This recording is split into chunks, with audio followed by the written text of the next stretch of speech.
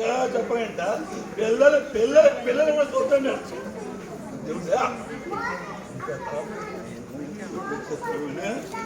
దిగిన శుద్ధాన్ని అందించాలి. దేవుడు ఆయన గురించి చెప్పడానికి చాలా ఉందా. అయితే సమయం లేనందువల్ల మనము ఇక్కడ నిజంగా దేవుడు అవకాశాన్ని పెట్టి దేవుడు చూస్తున్నాను. మీరు ఇప్పటికే కూడా తప్పకుండా అందించాలి. ఇక్కడ నిజంగా దేవుడిని ప్రేమిస్తే ఆయన ఎంత ప్రేమపడతాడో. కీర్తన 97 వాక్యము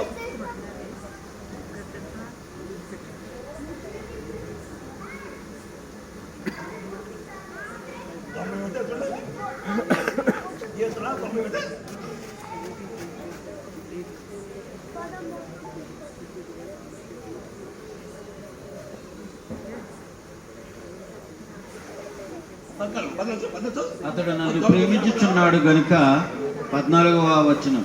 అతడు నన్ను ప్రేమించుచున్నాడు గనుక నేను అతన్ని తప్పించేదెను. అతడు నా నామం నెరిగినవాడు గనుక నేను అతన్ని గణపరిచేదెను. అతడు నాకు మొర్ర పెట్టగా నేను అతనికి ఉత్తరం ఇచ్చేదెను. శ్రమలో నేను అతనికి తోడయ్యిందును. అతనిని విడిపించి అతను గొప్ప చేసేదెను. దీర్ఘాయుసు చేత అతని తృప్తిపరిచేదెను. నా రక్షణ అతనికి చూపించేదెను.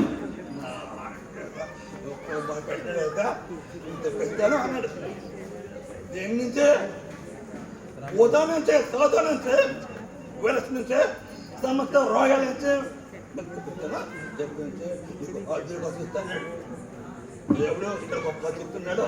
గ్రహించాలి అంటే మనం ఏం చేయాలంటే మనం ప్రేమించాలి కదా. ప్రేమించాలా అంటే దేవుడు అయితే మనం ఏం చెప్తున్నామంటే మనం చేసిన బొమ్మని ప్రేమిస్తున్నాం. దేవత అని మనం పెడుతున్నాం. నొక్కుతున్నాం. అది వినావా, అది ఎట్టు చూడవా, చూడండి మాట్లాడావా, పలుచున్నావా. వాటిని మనము లారీలో మూసుకెళ్ళి కలుపుతున్నాం అలా కలుపుతున్నాం. డాన్స్ చేస్తున్నాం. డాన్స్ చేస్తుంటే డాన్స్లో పడిపోతున్నారు తెలిసి. అయినా ఈ బొమ్మ తెచ్చొచ్చదని ఇప్పుడు ఇప్పటికి బొమ్మ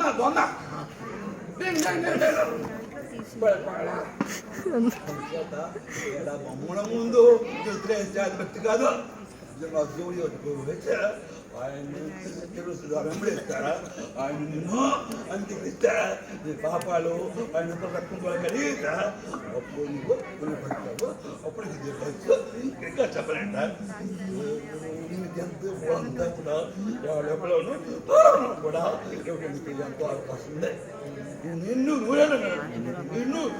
నూరేళ్ళు బతడానికి జీవించి మొదలుపెడితే ఆయన నిన్ను అద్భుతాడా నిజంగా ప్రయాణాడు. మంచిది.